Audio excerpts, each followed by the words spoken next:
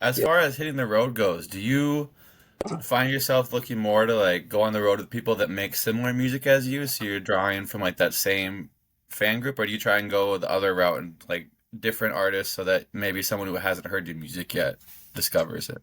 Well, I used to be in a collective of hip hop artists and producers and engineers, and like we used to travel as a unit all the time. So like we were always kind of on the same page, and it was easy for us to kind of have a mission in mind and go down there and accomplish it and still have fun and whatnot. But nowadays, with me being more of a, I don't normally travel like lone soldier by myself or anything, but I have my manager, my videographer, and honestly like my best friend who kind of plays like security guard for me because he's a big motherfucker. But um, Important.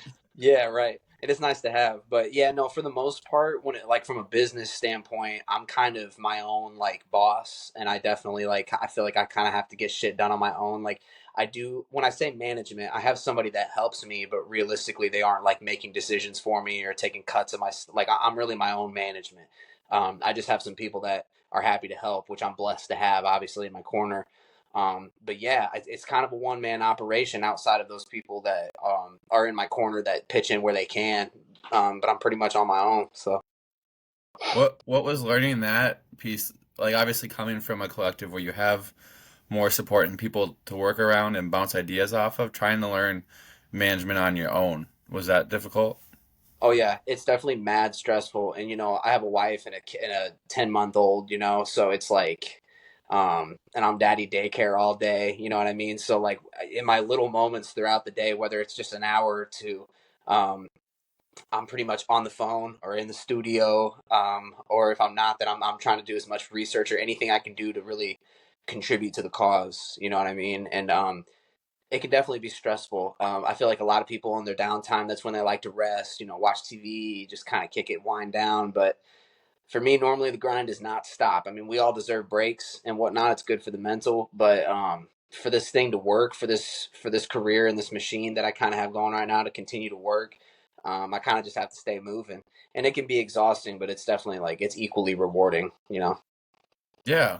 No, I think that's a really, you can do less, but then in the end, are you really going to be happy with doing less because you know that you're not, obviously, like you said, you need breaks, but like when you do less, do you still feel good about like the where you're at and everything, you know? I would say so, yeah, because when I'm doing less, and when I'm taking my downtime, I'm with my family, or my friends, and the circle's gotten a whole lot smaller. You know what I mean? Like, but outside of that, it's really just me hanging out with family, my wife, my son, and I live for those moments, man. Like, as busy as I like to stay, and as important as music is to me, um, having a little baby changed everything for me, and getting Mhm. married changed everything for me, and just bought a home and still going on with like adulthood and real life shit. But yeah, I'd be lying if I said I wasn't twiddling my thumbs in moments where I'm like, man, I could be doing this, I could be doing that. But like sometimes I just got to stop myself and live in the moment, appreciate, sometimes going nowhere is right where you're supposed to be. And just soaking up that quality time, unconditional love, especially from like a family standpoint. And, like you said earlier, taking breaks is definitely a healthy thing. And sometimes we have to take a step back and live life so we have things to talk and write and sing about. Yeah.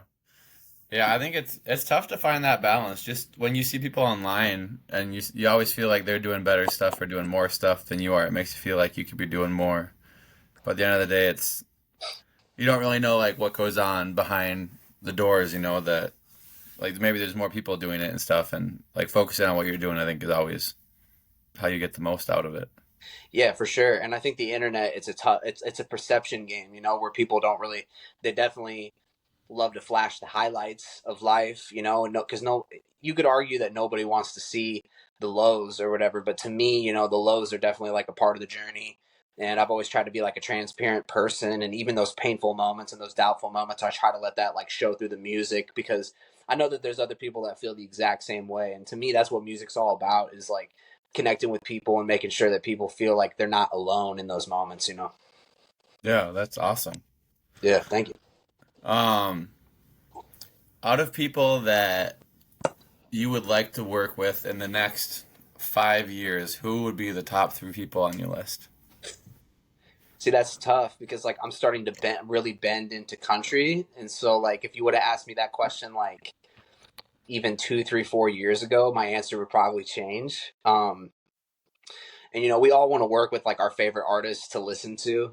Like my favorite rapper has always been Dizzy Wright. He's like an underground dude from Mm. Vegas, and he's touched a lot of big things. He's probably my favorite artist of all time, so it'd be like a shame to leave him off my list. But um, from like an artist standpoint, a career standpoint, being impactful and whatnot, I would love to work with Hardy. I think he's touching big things right now in the country and country rock realm. Morgan Wallen too, like he's kind of blending hip hop into his stuff. He just dropped with Moneybag Yo, and Yeah. that song is taking over the internet. I think that's really cool to see some genre bending stuff like that. Um, and then someone a little more underground. I think Party alone is super dope. Yeah. Being able to bump elbows with him, and we have a lot of mutual friends. But he's kind of and I really like his vibe. I've heard him cover country songs, and he's a very like um, really diverse artist. Where I think he could probably touch just about anything that he sets his eyes on. Obviously, he's got his own lane, and he's got his thing that's working for him. But he's a pretty versatile artist where he could pretty much do anything he wants. So he's probably on my list too. I prefer his version of Wasted on You to Morgan's, to be honest. Dude, he As killed much it. as I liked Wasted on You when it came out, I was like, this is actually better in some ways. Yeah, and I like that he put his own twist on it too. It's very unique, and he's got the look, the clothes, the sound, the personality, and even when he's really hitting on like depression and anxiety and stuff, it's just all his shit is like really relatable. So yeah, I really fuck with Party. Yeah, I went to see him 4 times last year. Oh, for real? Yeah, he's super cool, bro, and Yeah. fellow Minnesota, Minnesota guy. Yeah. I mean, yeah, And you can just tell that he's super genuine. I think that you miss that a lot, and just like how difficult it can be to deliver content in like a personal way. But I feel like he's really hit this stride in person and online where he knows how to give off like an authentic version of himself in a short amount of time in a video to like get you into the video, but you don't feel like it's gimmicky at the same time, which I think is right. really important. Yeah, no, you definitely you hit that on the nail. He's always been that way too, and just like a really transparent person, and really wears his heart on his sleeve, which is something I think we could all appreciate. So, Yeah. yeah. What are some ways that you found on from like an online perspective and trying to make fans online that you found is really useful to create that connection that we're talking about, but do it in like a efficient way at the same time? See, efficiency, that's where it gets tough because you can pump content all day, in hopes that it catches an algorithm or hits the right audience. But for me, it's just always trying to be an open book and trying to um, try to talk to the fans and the supporters a little bit. Like it's when your messages are flooded and when you're doing something right, normally your messages are flooded up, and so it's hard to like talk to everybody. And most people understand that we're all human beings. We got things going on. You'll have your occasional person that'll get salty that you didn't hit them back, or you Yeah. saw them like they talked to that you answered these comments. Why aren't you answering mine? They start spamming and shit.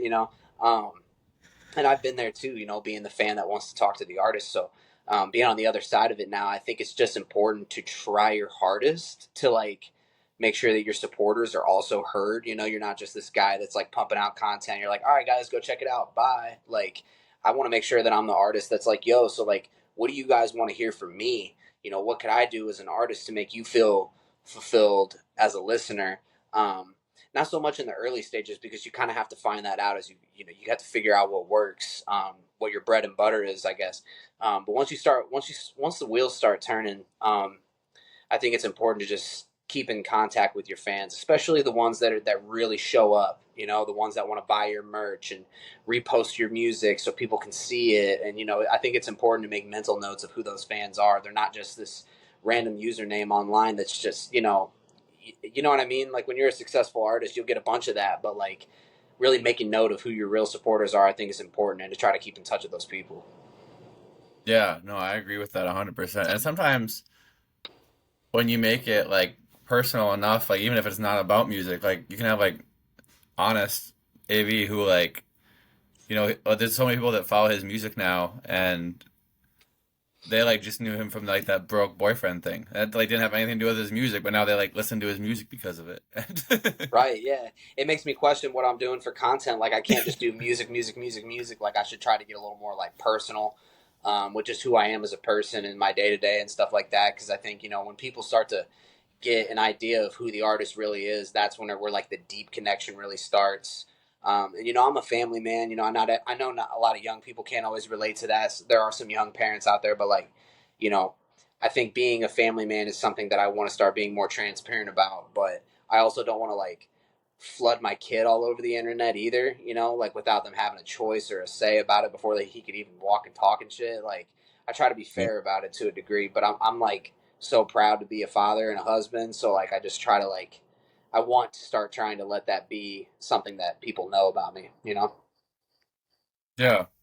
No, that's a really valid thinking process. Just, you want to show there's like the two sides of it where it's like you want to show more of yourself, um, and just like who you are as a person. And there's like I remember I think it was Jack Harlow did an interview where he was like saying basically how he doesn't show much of himself at all just because he like wants some pieces of himself like just for himself and not shared with the world.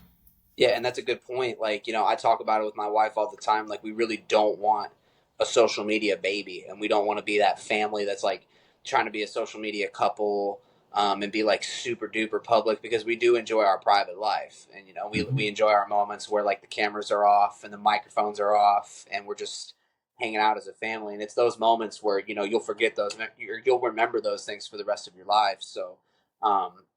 I always think about how the biggest superstars in the world. I'm like, how do you even like go out to eat or go to the grocery store? Like simple things in life, um, without being bombarded. I think about the Kardashians or Drake. Like the biggest athletes in the game.